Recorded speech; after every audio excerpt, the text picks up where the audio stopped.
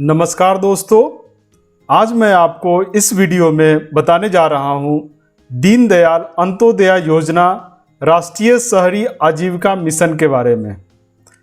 Video में आगे बढ़ने से पहले अगर आप इस चैनल पर नए हैं तो मेरे इस वीडियो को सब्सक्राइब करें, लाइक करें और अपने दोस्तों के साथ भी शेयर करना ना भूलें। चलिए अब हम इस योजना से जुड़ी हुई जानकारी लेते हैं। सबसे पहले हम इसके शुरुआत के बारे में जानते हैं।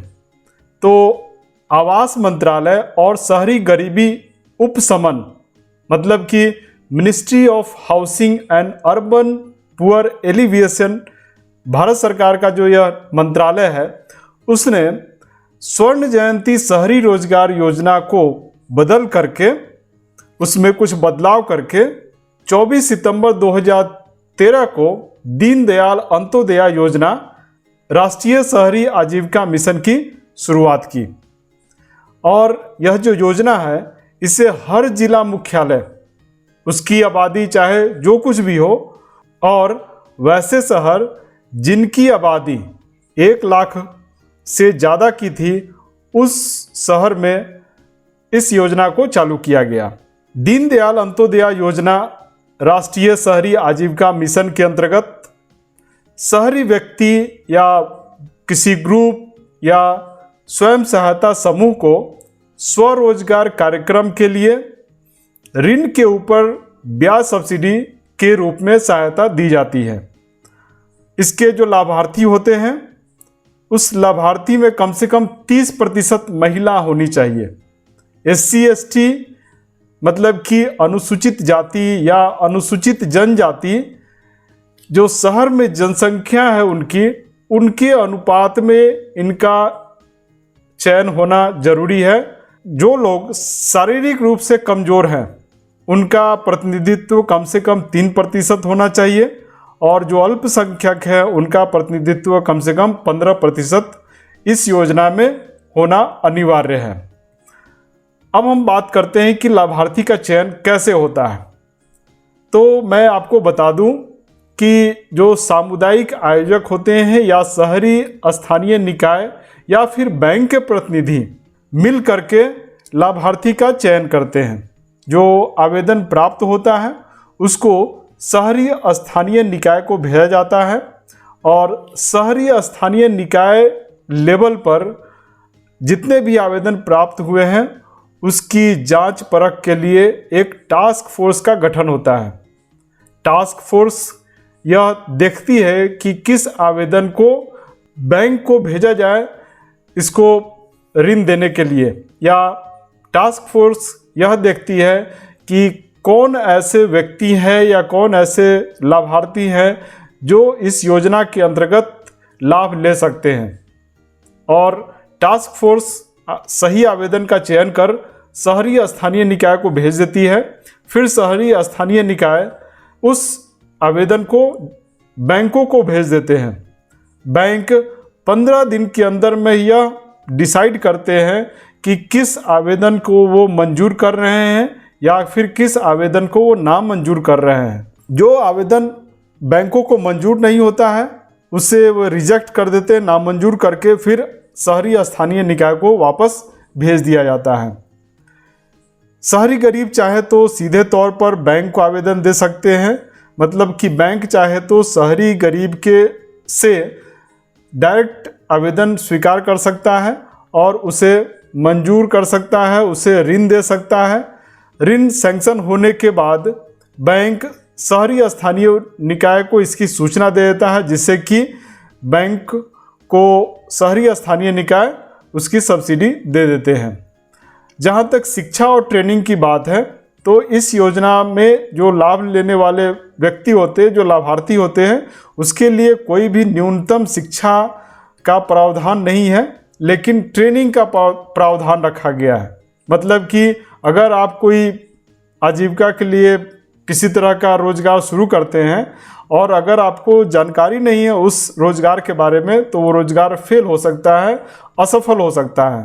तो इससे बचने के लिए शहरी स्थानीय निकाय 3 से 7 दिन का उद्यमिता विकास कार्यक्रम आयोजित करता है, जिसमें लोगों को ट्रेनिंग दी जाती है, प्रशिक्षण दिया जाता है कि आप एक सफल व्यवसाय को चुनें और उसमें सफलता प्राप्त करें।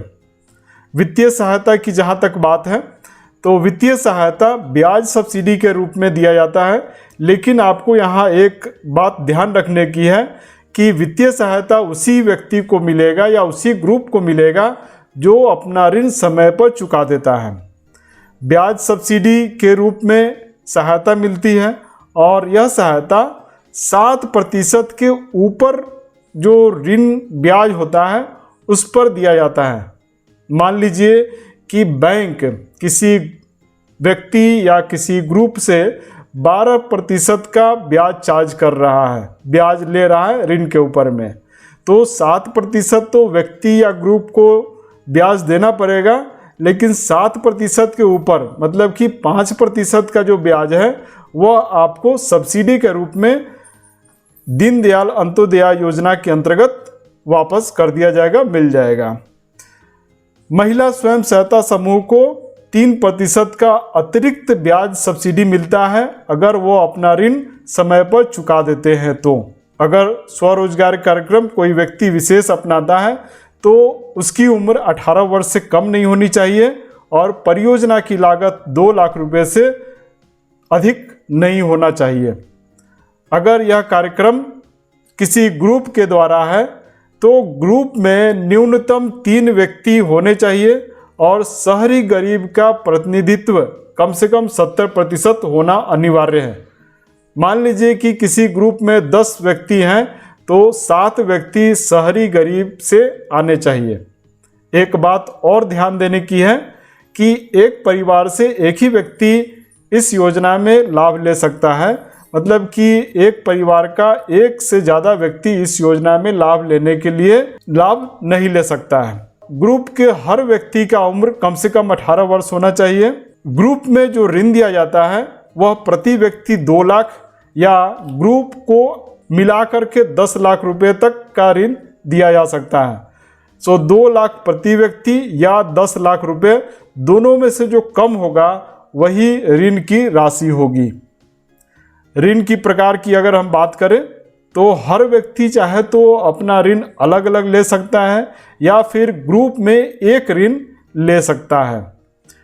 ऋण की सुविधा की प्रकार की अगर हम बात करें तो यह सुविधा टर्म लोन के रूप में, कैश क्रेडिट के रूप में या कंपोजिट ऋण के रूप में लिया जा सकता है। कंपोजिट ऋण मतलब कि टर्म लोन और कैश क्रेडिट दोनों को मिला करके एक ही ऋण लिया जा सकता है। मार्जिन की जहाँ तक बात है तो 50,000 रुपये तक कोई मार्जिन नहीं होता है।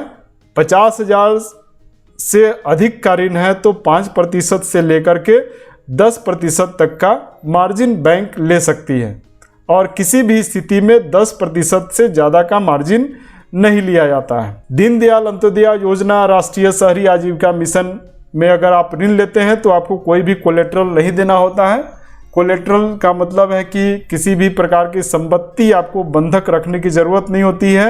जो ऋण लिया आपने उसको चुकाने का जो समय है वो 5 से 7 साल का होता है, जिसमें कि 6 से 18 महीने का मोरेटोरियम भी शामिल होता है। 6 से 18 महीने का जो मोरेटोरियम है, मोरेटोरियम का मतलब होता है कि इस दौरान आपको ऋण चुकाने की ज़रूरत नहीं होती है, ना ही आपको ब्याज देना है, ना ही आपको मूलधन वापस करना होता है।